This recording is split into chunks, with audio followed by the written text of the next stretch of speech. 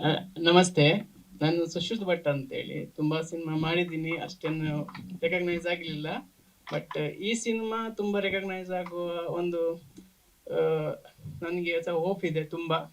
ಅಂದ್ರೆ ಇದರಲ್ಲಿ ಮಾಡಿರುವ ವರ್ಕು ತುಂಬಾ ವಿಶೇಷವಾದದ್ದು. ಯಾಕೆಂದ್ರೆ ಈ ತರ ವರ್ಕು ಎಲ್ಲ ಸಿನಿಮಾದಲ್ಲಿ ಮಾಡ್ಲಿಕ್ಕೆ ಸಿಗಲ್ಲ ನಮ್ಗೆ. ನಮ್ಗೆ ಈ ತರ ವರ್ಕ್ ಮಾಡ್ಬೇಕಂತ ಆಸೆ ಇರ್ತದೆ. ನಮ್ಗೆ ಒಂದು ಬಾಹುಬಲಿ ತರ ಮಾಡ್ಬೇಕು, ಆ ಮೂವಿ ತರ ಮಾಡ್ಬೇಕು, ಅನಕೊಂಡ ತರ ಮಾಡ್ಬೇಕು ಅಂತ ಆಸೆ ಇರ್ತದೆ ಎಲ್ಲ VFX ಆರ್ಟಿಸ್ಟ್ಗಳಿಗೆ. ಆದ್ರೆ ಆ ತರ ಆಸೆಗೆ ಒಬ್ಬ ಡೈರೆಕ್ಟರ್ಗಳು ಪೂರಕ ಆಗ್ಬೇಕು ಅಲ್ವಾ. ಹಾಗಾಗಿ ಅದಕ್ಕೆ ಒಂದು ಪೂರಕ ಆಗಿರೋ ನಮ್ಮ ಡೈರೆಕ್ಟರ್ಗಳಿಗೆ, ಈ ನಮ್ಮ ಶಂಕರಣ್ಣ ಅವರಿಗೆ ಎಲ್ಲ ಕ್ರೆಡಿಟ್ ಸಿಗ್ತದೆ. ಹಾಗೆ ಮತ್ತೆ ಪ್ರೊಡ್ಯೂಸರ್ಗಳು ಕೂಡ ನಮ್ಗೆ ಅಷ್ಟೇ ಸಪೋರ್ಟ್ ಕೊಡ್ಬೇಕು. ಹಾಗಾಗಿ ಈ ತರ ಒಂದು ಟೀಸರ್ ಅನ್ನು ಮಾಡ್ಲಿಕ್ಕೆ ಸಾಧ್ಯ ಆಯ್ತು.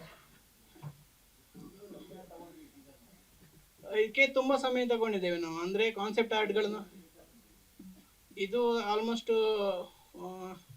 ಎಷ್ಟು 140 ಇದೆ. ಅಂದ್ರೆ ಒಂದೊಂದು ಸೀನಿಗೆ ತುಂಬಾ ಟೈಮ್ ತಗೊಳ್ತದೆ. ಈಗ ಒಂದು ಕಾನ್ಸೆಪ್ಟ್ ಆರ್ಟ್ ಅನ್ನ ಮಾಡಿ ಆ ತರ, ಈಗ ಅರಮನೆ ಸೀನ್ ನೋಡಿದ್ರಿ, ಅದೆಲ್ಲ ಹ್ಯಾಂಡ್ ಮೇಡ್ ಸ್ಕಲ್ಪ್ಚರ್ಗಳು. ನಾವು ಆ ಮಾಡೆಲ್ಗಳನ್ನೆಲ್ಲ ನಾವು ರೆಡಿ ಮಾಡಿ ಆಮೇಲೆ ಅದನ್ನ ಈ ತರ ಬರ್ತದೆ ಅಂತ ವಿಜುವಲೈಸೇಷನ್ ಕೊಟ್ಟು ಆಮೇಲೆ ಅದರದ್ದು ಡೈರೆಕ್ಟರ್ದು ಫೈನಲೈಸ್ ಆದ್ಮೇಲೆ ಅದರದ್ದು ಫೈನಲ್ ರೆಂಡರ್ ಏನಿದೆ, ಕಲರಿಂಗ್ ಏನಿದೆ ಅದೆಲ್ಲ ಮಾಡ್ಬೇಕು. ಹಾಗೆ ತುಂಬ. ಮತ್ತೆ ಅದರಲ್ಲಿ ನಾವು ಈಗ ರಾಜ್ಕುಮಾರ್ ಅವರು ಮತ್ತೆ ಪುನೀತ್ ರಾಜ್ಕುಮಾರ್ ಅವರನ್ನು ಮಾಡಿದ್ದೇವಲ್ಲ, ಅದು ತುಂಬಾ ಕಾಂಪ್ಲಿಕೇಶನ್ಸ್. ಅಂದ್ರೆ ನಮಗೆ ಅದಕ್ಕೆ ಬೇಕಾದಂತ ಯಾವುದೇ ಮಟೀರಿಯಲ್ ಸಿಗಲ್ಲ, ರಾ ಮೆಟೀರಿಯಲ್ಸ್. ಈಗ ರಾಜ್ಕುಮಾರ್ ನಮ್ಮ ಹತ್ರ ಇಲ್ಲ. ರಾಜ್ಕುಮಾರ್ ಅವರು ಇದ್ರೆ ನಾವು ಅದನ್ನ ಸ್ಕ್ಯಾನ್ ಮಾಡಿ 3D ಸ್ಕ್ಯಾನ್ ಮಾಡಿ ಎಲ್ಲ ತೆಗಿಬಹುದು. ಈಗ ಅವರಿಲ್ಲ, ಅವರಿಗೋಸ್ಕರ ನಾವು ಅವರು ಹಳೆ ಹಳೆ ಫೋಟೋಸ್ ಅನ್ನೆಲ್ಲ ಕಲೆಕ್ಟ್ ಮಾಡಿ ಅದರಲ್ಲಿ ಸಹ ನಮಗೆ ತುಂಬಾ ಕಾಂಪ್ಲಿಕೇಶನ್ ಇರ್ತದೆ. ನಮ್ಗೆ ಒಂದು ಫೋಟೋ ಇದ್ದಾಗ ಇನ್ನೊಂದು ಫೋಟೋದಲ್ಲಿ ಇರ್ತದೆ, ಮುಖದಲ್ಲಿ ಬದಲಾವಣೆ ಇರ್ತದೆ, ಮೇಕಪ್ ಬದಲಾವಣೆ ಇರ್ತದೆ. ಹಾಗೆ ತುಂಬಾ ಸಮಸ್ಯೆ. ಅದರಲ್ಲಿ ಸಹ ಕ್ಲಾರಿಟಿ ಇರೋದಿಲ್ಲ. ಅದೆಲ್ಲ ಹಳೆ ಹಳೆ ಫೋಟೋ ಕಲೆಕ್ಟ್ ಮಾಡಿ, 100 ಫೋಟೋಗಳನ್ನ ಕಲೆಕ್ಟ್ ಮಾಡಿ, ಅವ್ರು ಈ ಆಂಗಲ್ ಇಂದ ಹೇಗೆ ಕಾಣಿಸ್ತಾರೆ, ಈ ಆಂಗಲ್ ಇಂದ ಹೇಗೆ ಕಾಣಿಸ್ತಾರೆ ಎಲ್ಲ ಮಾಡಿ ಅದನ್ನು 3D ಸ್ಕಲ್ಪ್ಚರ್ ಮಾಡ್ಬೇಕಾಯ್ತು. ಇಲ್ಲ, ಎಲ್ಲಿ ನಿಮ್ಗೆ ಈ ತರ ವಿಡಿಯೋಸ್ ಮಾಡ್ಲಿಕ್ಕೆ ಅಷ್ಟೊಂದು ಬರಲ್ಲ. ಇದ್ರಲ್ಲಿ ನಿಮ್ಗೆ 10 ಬಿಟ್ ಔಟ್ಪುಟ್ ಅನ್ನು ಕೊಡ್ಬೇಕಾಗ್ತದೆ. ಥಿಯೇಟರ್ಗೆ ಬರುವಂತ ಯಾವುದೇ ಬರಲ್ಲ. ಅದ್ರಲ್ಲಿ ನೀವು ಯೂಟ್ಯೂಬ್ ಅಲ್ಲಿ ನೋಡ್ಬಹುದು. ಅದರಲ್ಲಿ ಸಹ ತುಂಬಾ ಆರ್ಟಿಫೆಕ್ಟ್ಸ್ ಇರ್ತದೆ. ನಿಮ್ಗೆ ಒಮ್ಮೆ ಕಣ್ಣು ಈಚೆ ಹೋಗ್ತದೆ, ಆಚೆ ಹೋಗ್ತದೆ. ಅದು ವಿಡಿಯೋಸ್ ಇನ್ನು ಸಿನಿಮಾ ಕ್ವಾಲಿಟಿಗೆ ಬರಲಿಲ್ಲ ಯಾವ್ದು ಸಹ AI. ಬಟ್ ನೀವು ಇಮೇಜ್ ಅನ್ನ ರೆಡಿ ಮಾಡ್ಕೊಳ್ಬಹುದು. ನಿಮ್ಗೆ ವಿಜುವಲೈಸೇಷನ್ ಹೀಗೆ ಬರ್ತದೆ, ಒಂದು ಐಡಿಯಾ ತಗೊಳ್ಳಿಕ್ಕೆ AI ಅನ್ನು ಯೂಸ್ ಮಾಡಬಹುದು. ಕೆಲವು ಕಡೆ ನಾವು ಕಾನ್ಸೆಪ್ಟ್ ಆರ್ಟ್ಗಳಿಗೆ ಯೂಸ್ ಮಾಡಿದ್ದೇವೆ. ಹಾಗೆ ಹೆಚ್ಚಿನದೆಲ್ಲ ಟ್ರೆಡಿಷನಲ್ ಏನ್ ಟೆಕ್ನಿಕ್ ಇದೆ VFX, ಅದರಲ್ಲೇ ಮಾಡಿದ್ದೇವೆ ನಾವು. ಎಲ್ಲ ಹ್ಯಾಂಡ್ ಮೇಡ್ ಡಿಸೈನ್ಸ್. ರೀಸೆಂಟ್ ಅದೊಂದು ತುಂಬಾ ಸಿನಿಮಾ ಮಾಡಿದ್ದೇನೆ, ಕನ್ನಡ, ತುಳು ಮತ್ತೆ ಕೊಂಕಣಿ. ಹಾಗೆ ಈಗ ರಿಪ್ಪನ್ ಸ್ವಾಮಿ ಅಂತ ಒಂದು ಬರ್ತಿದೆ. ಮತ್ತೆ ಅದಕ್ಕೆ ಈಗ ಅಭೇದ್ಯಂ ಅಂತ ಒಂದು ವಿಜಯ ರಾಘವೇಂದ್ರ ಅವ್ರದ್ದು ರಿಲೀಸ್ ಆಗ್ಲಿಲ್ಲ ಇನ್ನು ತುಂಬಾ. ಹಾ, ಸಿನಿಮಾ ಆಲ್ಮೋಸ್ಟ್ ಕಂಪ್ಲೀಟಿಗೆ ಬಂದಿದೆ.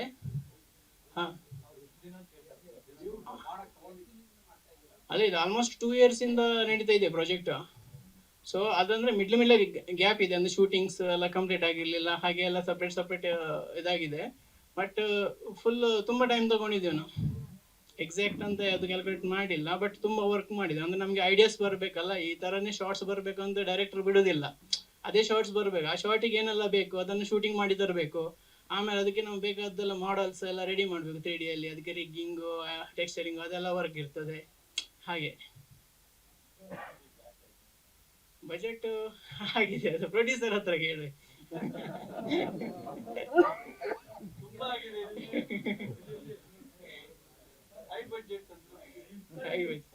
ಇದರಲ್ಲಿ ಟೀಮ್ ಅಂತ ಏನಿಲ್ಲ, ನಾನೊಬ್ನೇ ಸೋಲೋ ವರ್ಕ್ ಮಾಡೋದು.